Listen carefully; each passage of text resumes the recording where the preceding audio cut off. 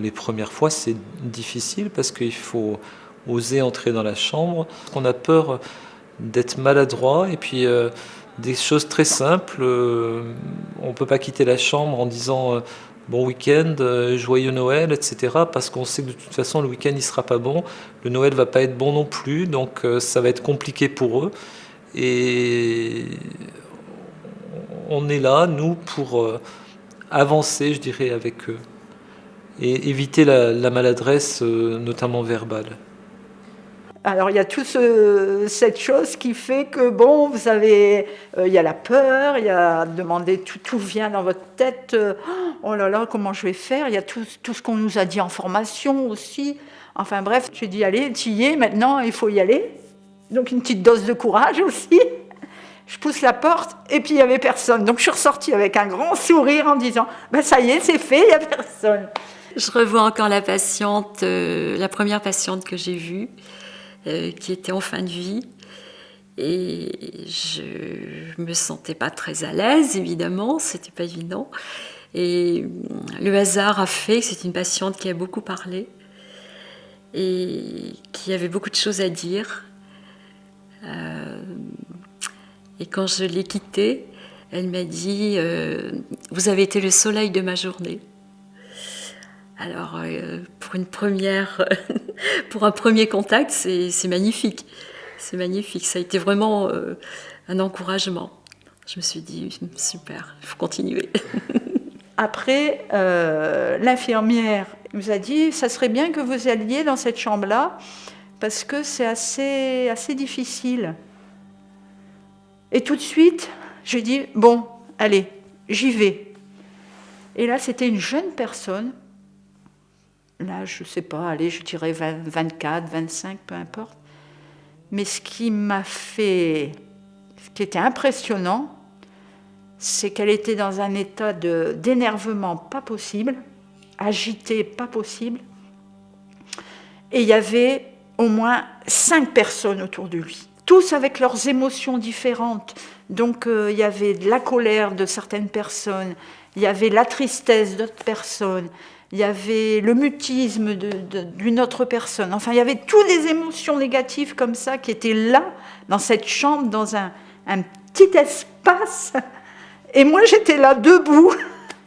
Et la jeune personne qui se débattait dans son lit, je veux dire que c'était impressionnant. Mais j'ai réussi à rester et puis à aller voir chaque personne qui voulait parler, qui voulait dire quelque chose.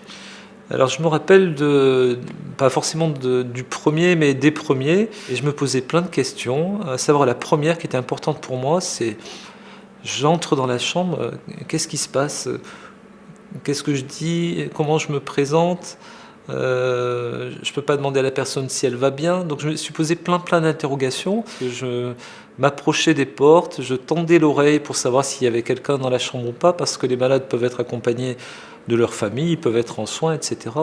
Et ma hantise, c'était un petit peu d'entrer dans une chambre avec plusieurs personnes. Par exemple, le malade, la compagne, les enfants, etc. Et je m'étais dit, ce sera difficile de faire un accompagnement s'il y a beaucoup de monde. Alors ça, c'était les premiers.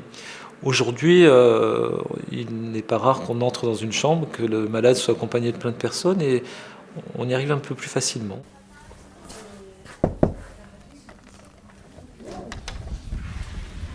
Bonjour madame. Bonjour monsieur. Jean-Paul. Voilà, enchanté monsieur. Je suis bénévole à l'ASP. Et oui. Vous connaissez l'ASP, non? Non. Alors c'est une association de bénévoles qui rend visite aux malades, tout simplement. On vient voir comment ça se passe, Oui. si ça va, si le moral est bon. Vous êtes une battante? Dieu merci. Bon, c'est super. Malgré 14 années d'accompagnement, j'ai toujours un petit pincement au cœur avant de rentrer dans une chambre, parce que je ne sais jamais qu'est-ce que je vais trouver derrière. Je ne sais pas qui je vais trouver, je ne sais pas... Je sais si c'est un monsieur ou une dame, c'est tout. Donc toujours un petit moment de quelques secondes avant d'entrer. Je suis devant la porte et j'attends quelques secondes. Bon. Et là, j'ai dit, il y a ce petit taux d'adrénaline qui monte. C'est toujours l'inconnu quand je vais rentrer dans une chambre. Donc on se prépare en faisant abstraction de tous nos soucis personnels. Voilà, on est ouvert et disponible quand on rentre auprès d'un patient. Sinon, il ne faut pas qu'on rentre. C'est difficile de dire comment allez-vous, parce que la plupart des gens diraient si je suis là, c'est bien que ça ne va pas. Tu le vois quand tu rentres dans la chambre, ils sont en train de te regarder, alors t'as pas de blouse blanche, donc c'est que t'es pas du service de santé.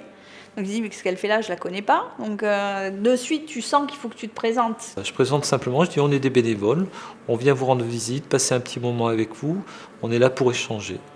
J'essaye de voir sur le visage déjà. Des fois il y a des petites mimiques. Donc là on sent une certaine réticence. Ils se disent, enfin je pense qu'ils doivent se dire ah là là, qu'est-ce qu'elle vient m'enquiquiner, elle va me parler de religion, elle va me demander des choses. Tu prends pas le nom négativement en fait, tu dis bon ben voilà, il est fatigué, il n'a pas envie.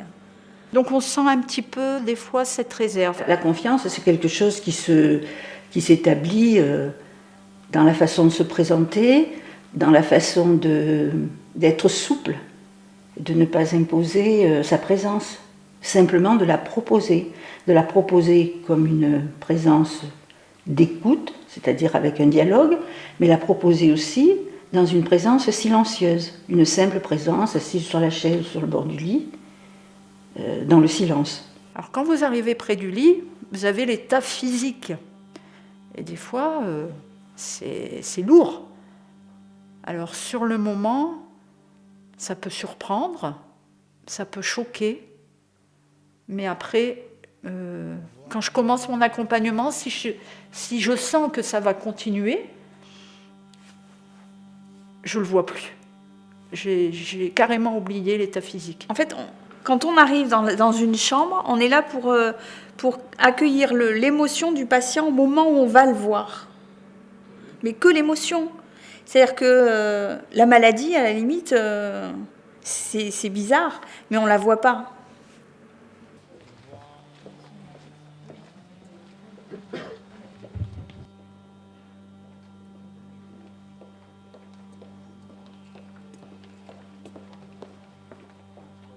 Merci à vous, madame. Au revoir. Merci.